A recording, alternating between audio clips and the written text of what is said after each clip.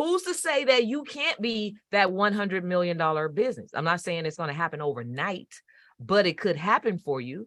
Why? Because according to the Small Business Act of America, they are obligated and mandated to spend a certain percentage of their spending, which is trillions of dollars, with you. The government has your money. Do you want a piece of that pie? Are you willing to become the person that will take the action that you need to take so that you can have the result that you need to have?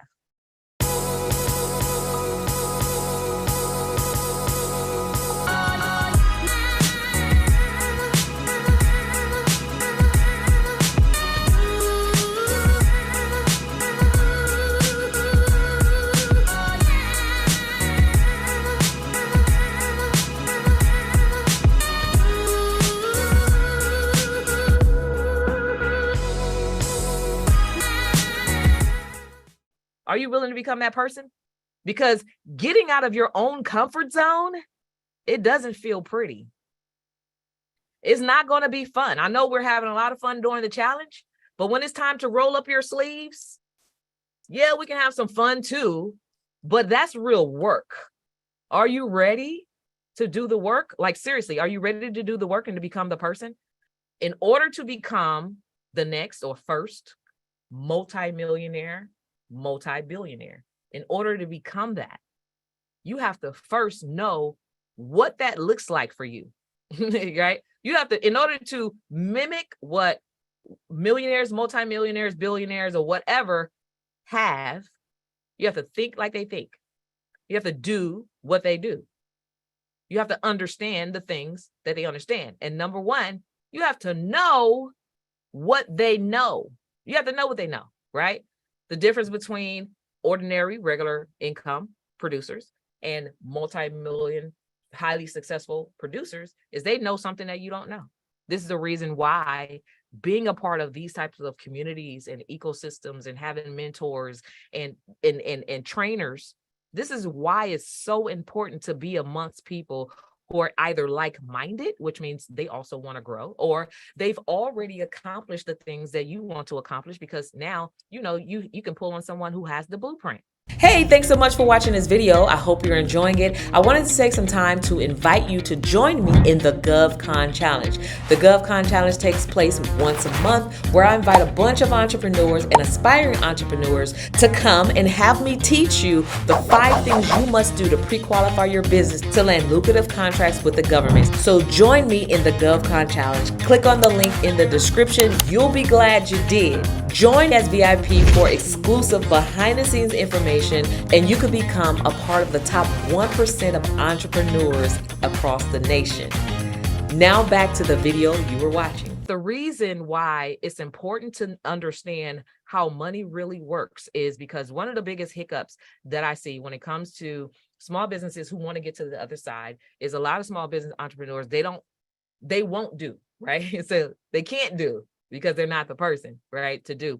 They won't do the one thing, leveraging money, right? Leveraging other people's debt, like debt, right? Because we think about, so say for instance, and I'm gonna help somebody. I'm gonna help free somebody today with this information. So say for instance, you had the opportunity to make $1 million in the next 24 months, right? That's $500,000 a year in the next 24 months. But it might cost you $100,000 to get the education, the knowledge, the systems, and the blueprint and the training in order to do that. Already, many people will say, well, I don't have $100,000, right? And that's rightfully so, right? I don't have $100,000. I can't do that, right? But here's the thing. You can't operate off of your minimum requirements. You cannot. Entrepreneurship and success is a faith walk. You have to walk in faith. You cannot operate or grow a business based off what's in your bank account. Because watch this. There's a story in the Bible. Many of you are probably familiar with the story. It's the story of the lady, Elijah and the widow, right? Story of the lady, Elijah and the widow. So there was a widow in the Bible who didn't have much of anything. She had a little bit of oil and she had a little bit of flour.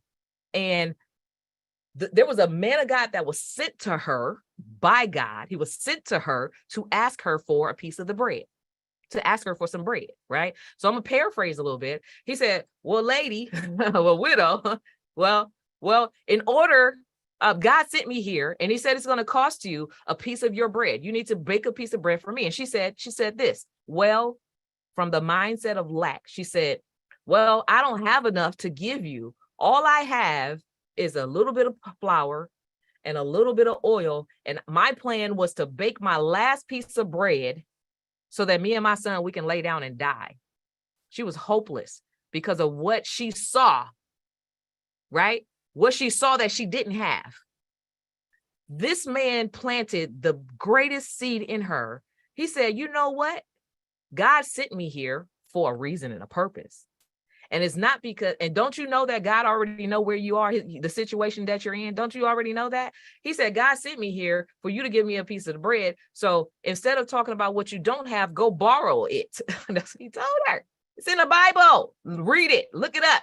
He said, go borrow it. So she, out of obedience, she went and borrowed all the flour and all the oil that she could borrow in the marketplace. She asked the marketplace to lend her. So not only, and this lady had debt after her husband had died and left her, he left her with debt. So you had bill collectors, you had people collecting the mortgage, you had tuition and all this other stuff. And she went out and borrowed in the marketplace, and by leveraging other people's assets, she came back and she had plenty. That's how she was able to get into the overflow, right? So not only did she get enough oil and flour to make bread for herself and her family, but she was able to pay off her debt as well as give the man the bread that God told her to give to him, right? And beyond that, she was in the overflow. So what he taught her was the principle of entrepreneurship. That's what he taught her. So a lot of times we don't do things because like, oh, I don't know where to get the money, or I don't have the money, because you're looking at what you have. Well, entrepreneurship and success is beyond what you physically have. That's why when I share with you all the wheels of wealth, leveraging other people's money is going to be the key to your success. I promise you it will be, right? Before I became multimillionaire or the millionaire creator or whatever that I was, like literally, my mindset had me bound, right? The way that I was thinking, how many of you ever been to business expos and vendor events and all those? So every single year, there's like some type of business expo that comes to everybody's town, right? And at those expos, they would have like all these vendor tables up. And I remember very clearly going to those several years ago. And when I would go to those, I would try to go to see what kind of free information I can get. Free, right? And then all of these vendors will be like, stop by my table, we can help you build your CRM. Stop by my table, you need PayPal to grow your business. Stop by my table, we can build you out a website. And for me, with my limited thinking, I was like, well, I don't have money for that, so I'm not going to spend money on that. But even if I did have the money, I don't want to spend it on that because I need to save my money. I was a saver. I'm going to save my money, right? I need to save my money because I'm gonna be broke if I do that, right? But little did I know that those tools I actually needed. I needed to make a sacrifice. I needed to become the person who would actually get those tools, the CRM system, the whole payroll system. I needed those things. I didn't even know that I needed those things, but I was thinking that I was doing something good, right? So what I realized is that when I actually became the person who would invest in those particular tools to actually grow my business, I can make hundreds of thousands of dollars in a single day by clicking the CRM system, by pressing go on a CRM system. That only was going to cost me like maybe $100 a month, but I thought that was a lot.